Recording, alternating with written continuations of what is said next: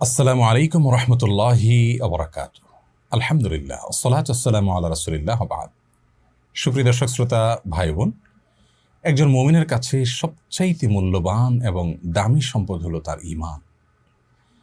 ঈমান যদি কেউ ঈমান বিধ্বংসী বিষয়সমূহ থেকে অক্ষত রেখে, অক্ষুণ্ণ রেখে, নিরাপদে রেখে, হেফাজতে রেখে, সংরক্ষিত রেখে দুনিয়া থেকে যেতে পারেন, আল্লাহ রাব্বুল আলামিনের সাথে সাক্ষাৎ করতে পারেন, তাহলে তিনিই হবেন চূড়ান্তভাবে সফল কাম এবং শেষ হাসি তিনিই হাসবেন ইনশাআল্লাহ তাআলা। এটা সংক্ষিপ্ত কারণ থেকে বিশ্লেষণমূলক আরও 10টি কারণ ওখান থেকে বের হয়েছে, সেগুলো আপনাদের সঙ্গে শেয়ার করে আজকে ইনশাআল্লাহ আমরা শেষ করব।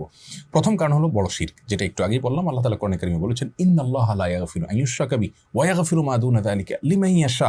আল্লাহ তাআলা তার সঙ্গে শিরক করা হলে সেটা মাফ করবেন না। শিরকের চাইতে ছোট অপরাধ হলে সেটা আল্লাহ যাকে ইচ্ছা তাকে মাফ করতে পারেন।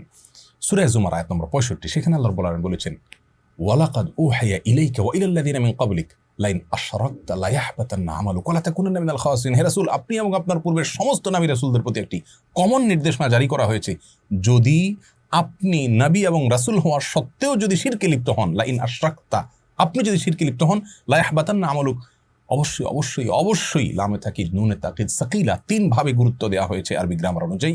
অবশ্যই অবশ্যই অবশ্যই আপনার সমস্ত আমল ক্যান্সেল হয়ে যাবে এবং আপনি ক্ষতিগ্রস্ত হয়ে যাবেন। এখান থেকে পরিষ্কারভাবে বোঝা গেল, কেউ শিরকে লিপ্ত হলে তার ঈমান চলে যায়, সমস্ত আমল পুরানোগুলো ক্যান্সেল হয়ে যায়। এজন্য ঈমানদার সবচেয়ে ভয় থাকবে শিরক নিয়ে, আল্লাহর সঙ্গে শিরক যেন না হয়, তাওহীদকে নিশ্চিত করার চেষ্টা করবে। এটা ঈমান ভঙ্গের কারণ। নাম্বার 2, ঈমান ভঙ্গের দ্বিতীয় কারণ হলো আল্লাহ এবং বান্দার মাঝামাঝি যদি কোনো মধ্যস্থতাকারী আমরা সাব্যস্ত করি, তাহলে ঈমান নষ্ট হয়ে যাবে। আমরা জানি আমাদের হিন্দু ভাই বোন তারা বিশ্বাস করেন যে ঈশ্বর সরাসরি সবকিছু নিয়ন্ত্রণ করেন না। অনেক দেবদেবী, অনেক প্রতিমা তারা পুজো করেন এই উদ্দেশ্যে যেন তার কাঙ্ক্ষিত বিষয়টা সেই দেবদেবী তাদেরকে পাইয়ে দেন। সরস্বতীকে পুজো করেন শিক্ষার জন্য, আবার চাষাবাদ ভালো হওয়ার জন্য আরেক দেবতাকে পুজো করেন।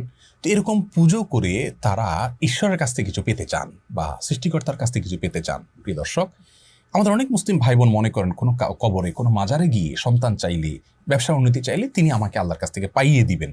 এই যে একটা ব্যাপার, একটা মধ্যস্থতাকারী সাব্যস্ত করা, এটা কিন্তু ঈমান ভঙ্গ করে দেয়।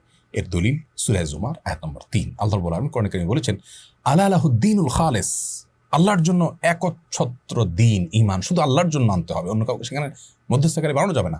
ওয়াল্লাযীনা ইত্তাখাযু মিন দুনিহি আউলিয়া, যারা আল্লাহ ছাড়া অন্য কাউকে অভিভাবক রূপে গ্রহণ করবে এবং তারা বলে যে মা না'বুদুহুম ইল্লা লিয়ুকাররিবুনা ইলাল্লাহি যুলফা, আমরা এই সমস্ত মধ্যস্থকারীদেরকে, মাজারকে, পীরকে, মৃত জীবিত ব্যক্তিকে বা কোনো প্রতিমাকে আমরা পুজো করছি বা তাদের কাছে গিয়ে প্রার্থনা করছি এই জন্য যে তারা আল্লাহর কাছে আমাদেরকে পৌঁছে দিবে। এই পৌঁছে দিবে মধ্যস্থকারী হলো জাস্ট এই কথার কারণে আল্লাহ রাব্বুল আলামিন কি কমেন্ট করছেন আয়াতের পরবর্তী অংশে সেটি রয়েছে। আল্লাহ রাব্বুল আলামিন এ ধরনের লোক সম্পর্কে বলেছেন, ইন্নাল্লাহা ইয়াহকুমু বাইনাহুম ফীমা হুম ফীহি ইখতালিফুন, তারা যে বিষয় নিয়ে মতপার্থক্য করছে কিয়ামতের ময়দানে আল্লাহ তাআলা তাদের ব্যাপারে ফয়সালা করবেন।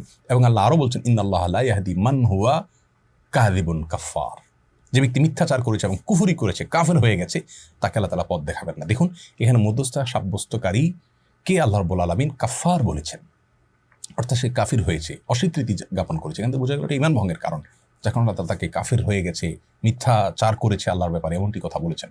এই জন্য মধ্যস্থতাকারী করা যাবে না। ঈমানদার সরাসরি আল্লাহর সঙ্গে সম্পর্ক করবে, আল্লাহর থেকে চাইবে, দোয়া করবে, ইবাদত করবে, আল্লাহ তাআলা তাকে সরাসরি দিবেন ইনশাআল্লাহ তাআলা। তাই ঈমান ভঙ্গের দ্বিতীয় কারণ আমরা জানলাম। ঈমান ভঙ্গের তৃতীয় যে কারণ, তা হলো কোনো অমুসলিমকে অমুসলিম মনে না করা, কোনো মুশরিককে মুশরিক মনে না করা, অন্য কোনো ধর্মকেও সঠিক মনে করা। প্রিয় দর্শক, আমাদের দেশে অনেক ভাই বোন আছেন যারা মনে করেন সব ধর্মই ঠিক আছে, সবগুলোরই গন্তব্য একটি, ঘুরে ফিরে সবাই এক জায়গায় যাবে। এই যে কথাগুলো, আমাদের নিজেদের অজান্তে কথা বলে আমাদের ঈমান হারা হয়ে যাচ্ছি। আমরা জানি না এই কথাগুলো কত ডেঞ্জারাস কথা। প্রিয় দর্শক, যেই ব্যক্তি আমার সৃষ্টিকর্তার অস্তিত্বকে অস্বীকার করে, তার ব্যাপারে আমি উদার হতে পারি, সহাবস্থান করতে পারি। যারা অমুসলিম তাদের সঙ্গে সদাচরণ করতে আল্লাহ তোমাদেরকে নিষেধ করেন না, যদি তারা তোমাদের উপরে যুদ্ধ চাপিয়ে না দেয়। শান্তিপূর্ণ সহাবস্থান করতেই পারো, বরং আল্লাহ তাআলা এরকম মানুষকে ভালোবাসেন। তাহলে তাদের সাথে আমাদের সহাবস্থান করতে নিষেধ নেই, বরং করতে নির্দেশ রয়েছে। বাট তাদের বিশ্বাসকেও যদি আমি মনে করি সেটাও ঠিক আছে, তাহলে আমার বিশ্বাসের জায়গা থেকে আমি দেউলিয়া হয়ে গেলাম, জগা খিচুড়ি হয়ে গেল। এখানে উদারতা দেখানো আপনার ঈমান সম্পর্কে উদাসীনতা হবে। অতএব আপনাকে মনে রাখতে হবে, আল্লাহ কোরআনে কারীমে বলেছেন, ইন্নাদ-দীনা ইনদাল্লাহি ইসলাম, একমাত্র দিন আল্লাহর কাছে মনোনীত দিন হল ইসলাম। ইসলাম ছাড়া অন্য কোনো জীবন আদর্শ, জীবন দর্শন, অন্য কোনো ধর্ম নেই। কিয়ামতের ময়দানে কেউ হাজির হলে আল্লাহ বলেছেন, ফালাই ইউকবালা মিনহু, কোশ্চিন কালো সেটি তার কাছ থেকে গ্রহণযোগ্য করা হবে না। অতএব আমাদেরকে এই ব্যাপারে নিশ্চিত হতে হবে যে অমুসলিম ইজ অমুসলিম, তিনি সঠিক পথের উপর নেই। আমরা তার জন্য করুণা করব, দোয়া করব, প্রার্থনা করব আল্লাহ যেন তাকে হেদায়েত দেন, কিন্তু তাই বলে তার আদর্শকে আমি সঠিক মনে করব, আমারটাও সঠিক মনে করব, এটি ঈমান ভঙ্গের কারণ। এ সম্পর্কেও আমরা জানি কোরআন কারীমে আল্লাহ বলেছেন যে ওমাই ইয়াকফুর বিত্তাগুত ওয়া ইউমিন বিল্লাহ ফাকাদ ইসতামসাকা বিল উরওয়াতিল উসকা, যে ব্যক্তি আগে আল্লাহ ছাড়া অন্য যত উপাস্য আছে, যত ধর্ম ইজম আছে, এগুলোকে যে ব্যক্তি আগে অস্বীকার করবে, এরপর আল্লাহর প্রতি ঈমান আনবে, সেই কিন্তু মজবুত হাতলকে পা ধরল, অর্থাৎ সেই ঈমান আনলো। আরও আমরা জানি আমাদের কালিমাতুত তাওহীদের প্রথম বাক্যটা হলো লা ইলাহা ইল্লাল্লাহ, আগে নেতিবাচক, আল্লাহ ছাড়া অন্য যা আছে সবগুলোকে আগে ডিনাই করবেন, তারপর আল্লাহ স্বীকৃতি দিবেন, দেন আপনি ঈমানদার হতে পারবেন। তাহলে আপনি সবগুলোকে মানলেন, আল্লাহকেও মানলেন, তাহলে তো লা ইলাহা ইল্লাল্লাহ হলো না, আমাদের ঈমান নষ্ট হয়ে যাবে। মুখরোচক অনেক স্লোগান আমাদেরকে মনে করে শয়তান আমাদেরকে বোঝাতে চায় যে আমরা অনেক উদার হতে পারি সেই স্লোগানের মাধ্যমে। প্রিয় দর্শক, সেগুলোর মাধ্যমে আমাদের ঈমান হারা হতে হবে, উদারতা নয়, উদাসীনতা। আল্লাহ আমাদের বোঝার তৌফিক দান করুন। ঈমান ভঙ্গের 3 নম্বর কারণ জানলাম। 4 নম্বর কারণ হলো নবী আলাইহিস সালামের জীবন আদর্শ ছাড়া অন্য কোনো জীবন দর্শনকে যদি কেউ উত্তম মনে করে। আমাদের মধ্যে অনেক ভাই বোন আছেন মনে করে যে ইসলামের সবই ঠিক আছে, কিন্তু আসলে ইসলামের অমুক অমুক বিষয়গুলো আসলে এই যুগে চলে না। এক্ষেত্রে বোধ হয় অমুক ইজমটা, অমুক মতবাদটা, অমুক আইডিওলজিটা বোধ হয়, অমুক জীবন দর্শনটা বোধ হয় অনেক বেশি কার্যকর। নাউজুবিল্লাহ, এরকম কি মনে করলে সে ঈমানদার হতে পারে না। তার মানে আপনি আল্লাহ রাব্বুল আলামিনকে, তিনি যে সৃষ্টিকর্তা, তিনি যে সব কিছু করতে সক্ষম এবং তার হাতেই যে সব কিছু, তিনিই যে সব কল্যাণ ও কল্যাণের মালিক, এটা আপনি বুঝতে অক্ষম হচ্ছেন। প্রিয় দর্শক, আমরা বিবেক দিয়ে আল্লাহর অনেক বিধানকে জাজ করার চেষ্টা করি, এটা মূর্খতা। কারণ জু সমাজ মে আ গই ও ফির খোদা কিউ কর হুয়া, এখানে যদি খোদা বলেছেন না বলে আল্লাহ বলা উত্তম। আল্লামা ইকবাল বলেছেন যে আপনার বুঝে চলে আসলো, আপনার ব্রেইনে যাকে আপনি ক্যাপচার করে ফেলতে পারলেন, সে আবার আল্লাহ কি করে হলো? যার সকল আদেশ নীতিতে যথার্থতা যৌক্তিকতা আপনার বিবেকের মিটার দিয়ে আপনি মেপে ফেলতে পারলেন, সে আবার আল্লাহ কিভাবে হলো? আরে আল্লাহ তো এমন মহা সৃষ্টি যে আপনার মতো ক্ষুদ্র মানুষ আল্লাহর সব নির্দেশ এবং আদেশের যৌক্তিকতা আপনি বের করতে পারবেন না, সেটাই স্বাভাবিক। এই জন্য ইসলামের সব নির্দেশগুলো আমার বুঝে আসলে আমি মানবো, না হলে বলবো না এটা অযৌক্তিক, এটা ঈমান ভঙ্গের কারণ। এই বিষয়ে আমাদের সাবধান হতে হবে। একজন কাজের লোক, তার মালিক তাকে 10টা অর্ডার করেছেন, তিনি 2টা করেছেন আর 8টা করেননি। কেন করেননি? বলেন যে স্যার এটা আমার বুঝে আসছে না, এটা ভালো হবে না কাজটা। আপনি বলুন, এই কর্মচারী থাকার যোগ্য থাকবে?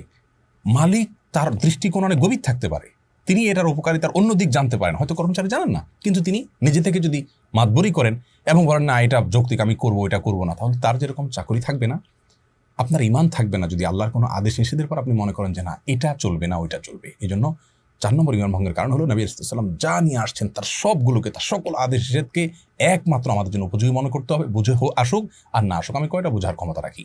আল্লাহ কোরআনে বলেছেন ফালা ওয়া রাব্বিকা লা ইউমিনুনা হাত্তা ইউহাক্কিমুকা ফীমা শাজারা বাইনাহুম, শপথ আপনার সত্তা রবের, যে ওই ব্যক্তি কখনো ঈমানদার হতে পারবে না যে সকল বিষয়ে নবী আলাইহিস সালামকে তার জীবনের সিদ্ধান্তদাতা হিসাবে গ্রহণ না করবে, তার সকল সিদ্ধান্তকে না মানবে, ঈমানদার হতে পারবে না। অতএব নবী সাল্লাল্লাহু আলাইহি সাল্লামের সকল আনিত বিষয়গুলোকে আমাদের জন্য কল্যাণকর আমরা সেই হিসাবে বিশ্বাস করব। আমি পালন করতে পারছি না, আমার দুর্বলতা আছে, সেটা ভিন্ন বিষয়, তার জন্য আমার গুনাহ হবে, বাট আমি ঈমান হারা হব না। কিন্তু আমি এটাকে অনুপযুক্ত মনে করি, আমার ঈমান হারা হতে হবে।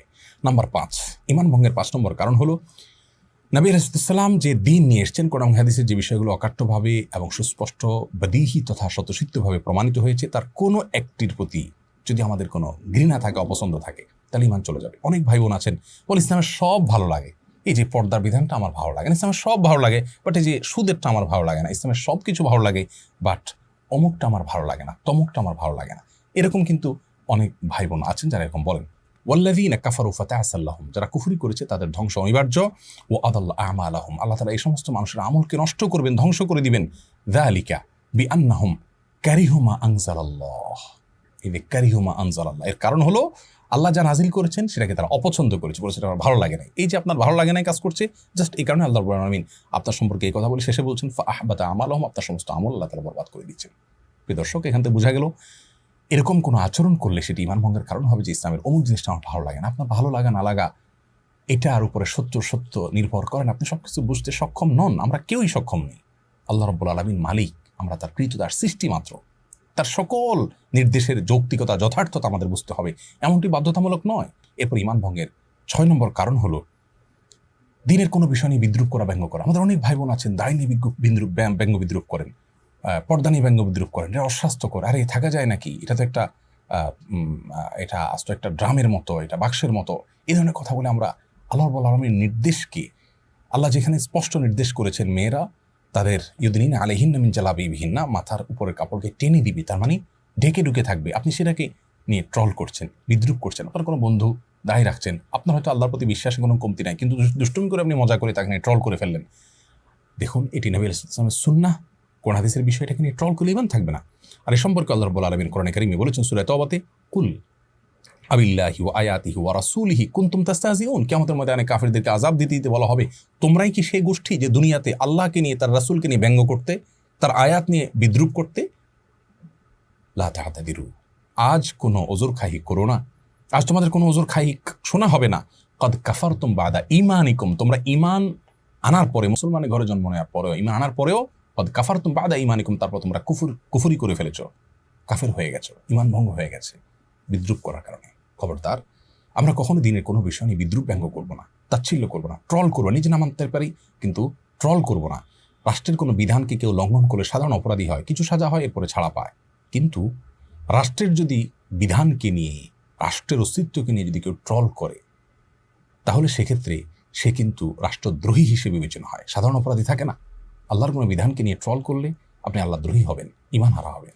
7 নম্বর ঈমান ভঙ্গের কারণ হলো জাদু। কোরআনে কারিমে আল্লাহ বলেছেন, হারুত মারুত নামক 2 ফেরেশতাকে আল্লাহ তাআলা পাঠিয়েছেন, তারা মানুষকে জাদু শিক্ষা দিয়েছেন, এবং আল্লাহ তাআলা সাবধানও করেছেন যে এটা যেন কেউ শিক্ষা গ্রহণ করে প্রয়োগ না করে। কেউ যদি জাদু শিক্ষা গ্রহণ করে, প্রয়োগ করে, এটা এক্সারসাইজ করে, চর্চা করে, তাহলে সেক্ষেত্রে সেই ব্যক্তি সম্পর্কে আল্লাহ রাব্বুল আলামিন কুফরির বাক্য ব্যবহার করেছেন এবং বলেছেন যে কিছু লোক শিখেছে তারা কুফরি করেছে, যারা শিখেনি বা চর্চা করেনি তারা কুফরি করেনি। এখান থেকে অনেক ইমামগণই বলেন যে জাদু এটার সাথে কেউ সংশ্লিষ্ট হলে, অর্থাৎ জাদু শিখলে, চর্চা করলে, প্রয়োগ করলে সে ব্যক্তি ঈমান হারা হয়ে যায়। জন্য এর শাস্তিও মৃত্যুদণ্ড, সকল ইমামদের ঐক্যমতে সর্বোচ্চ শাস্তি। এটি ঈমান ভঙ্গের কারণ অনেক ইমামদের মতে, বরং বেশিরভাগ ইমামদের মতে। কেউ কেউ এ ব্যাপারে, এই পয়েন্টের ব্যাপারে দ্বিমত পোষণ করেছেন। 8 নম্বর ঈমান ভঙ্গের কারণ হলো মুসলিমদের বিরুদ্ধে কোনো প্রকার ষড়যন্ত্রে লিপ্ত হওয়া। আজকাল অনেক মানুষ আছে যারা মুসলমানদের সন্তান, বিভিন্ন দেশে গিয়ে দেখা যায় মুসলমানদের বিরুদ্ধে বিভিন্ন এজেন্ডা নিয়ে তারা আসছেন এবং অমুসলিমদের সাথে বসে তারা মুসলিমদের নিয়ে বিভিন্ন ষড়যন্ত্র করছেন, এবং মুসলিমদের উন্নতি, অগ্রগতি তাদের চক্ষুশূল হওয়ার কারণ হয়। মসজিদ কেন বেড়ে যাচ্ছে, মাদ্রাসা কেন বেড়ে যাচ্ছে, আলেম ওলামা কেন বেড়ে যাচ্ছে, পর্দা কেন বেড়ে যাচ্ছে, এই যে অমুসলিমদের সাথে বসে বসে সলা পরামর্শ করা, মুসলিমদেরকে বিভিন্নভাবে ইসলাম চর্চা থামানোর চেষ্টা করা, এই সবগুলো ইসলাম বিরোধী বা অমুসলিম তথা আল্লাহর প্রতি অবিশ্বাস যারা আছে তাদের সঙ্গে আতাত করার শামিল। এটাও ঈমান ভঙ্গের কারণ। কোরআনে কারিমে আল্লাহ তাআলা সম্পর্কে বলেছেন, ইয়া আইয়ুহাল্লাযীনা আমানু লা তাত্তাখিযুল ইয়াহুদা ওয়ান নাসারা, ওয়া ইয়া ঈমানদাররা, তোমরা ইহুদি খ্রিস্টানদেরকে বন্ধুরূপে গ্রহণ করবে না, তারা একে অন্যের বন্ধু হতে পারে। ওয়া মান ইয়াতাওয়াল্লাহু মিনকুম ফাইন্নাহু মিনহুম, তোমাদের মধ্যে কেউ যদি তাদের সঙ্গে গিয়ে সলা পরামর্শ করে তাহলে তারা তাদের অন্তর্ভুক্ত হয়ে যাবে। ইন্নাল্লাহা লা ইয়াহদিল কওমাজ যালিমিন, নিশ্চয়ই আল্লাহ রাব্বুল আলামিন জালেম সম্প্রদায়দেরকে হেদায়েত দেন না। এই আয়াত থেকে পরিষ্কারভাবে বোঝা গেল এটি ঈমান ভঙ্গের কারণ। ঈমান ভঙ্গের 9 নম্বর কারণ হলো, যদি কেউ মনে করে যে কিছু লোক আছে অথবা তিনি নিজে ইসলামের যে আদেশ নিষেধ আছে এগুলোর ঊর্ধ্বে, আরে রাখো, এগুলো কেন পালন করতে হবে, এগুলোর ঊর্ধ্বে মনে করেন কাউকে। অনেক পীরের মুরিদ আছেন, মনে করেন যে আমার পীর সাহেব এগুলো থেকে ঊর্ধ্বে, তার নামাজ কালাম লাগে না, তিনি ইসলামের সমস্ত আদেশ নিষেধের ঊর্ধ্বে। এরকম যদি কেউ মনে করে, সেটিও ঈমান ভঙ্গের কারণ হতে পারে। 10 নম্বর ঈমান ভঙ্গের কারণ হলো, যদি কেউ তার আচার আচরণে, কাজে, কর্মে সার্বিকভাবে ইসলাম থেকে নিজেকে ধুয়ে মুছে আলোক করে ফেলে, তার জীবনে কোনো ইসলামের ছিটে ফোঁটা পর্যন্ত নাই, না নামাজ পড়ে, না রোজা রাখে, না হজ করে, না যাকাত দেয়, না টুপি পরে, না আল্লাহ বলে, না রাসূল বলে, না কোরআনের কথা বলে, না হাদিসের কথা বলে, তার জীবন আচারের মধ্যে ইসলামের কোনো লেশ মাত্র নেই। এরকম বহু মানুষ কিন্তু আমাদের সমাজে আছে, নামে মুসলিম, কিন্তু ওনার ভিতরে কখনো না জুমা পড়ে, না ঈদের নামাজ পড়ে, না কোরবানি করে, না রোজা রাখে, কিচ্ছু নাই, ইসলামের কোনো কিচ্ছু নেই। এই ব্যক্তির এই আচরণটাও ঈমান ভঙ্গের কারণ। কারণ এই যে বিমুখ হয়ে যাওয়া, সম্পূর্ণরূপে ধুয়ে মুছে নিজেকে আলাদা করে ফেলা, এটা পরিষ্কারভাবে কিন্তু কুফরি, এটা কিন্তু অস্বীকৃতি। আল্লাহকে স্বীকার করলে কিছু না কিছু ক্ষেত্রে তার প্রকাশ ঘটার কথা।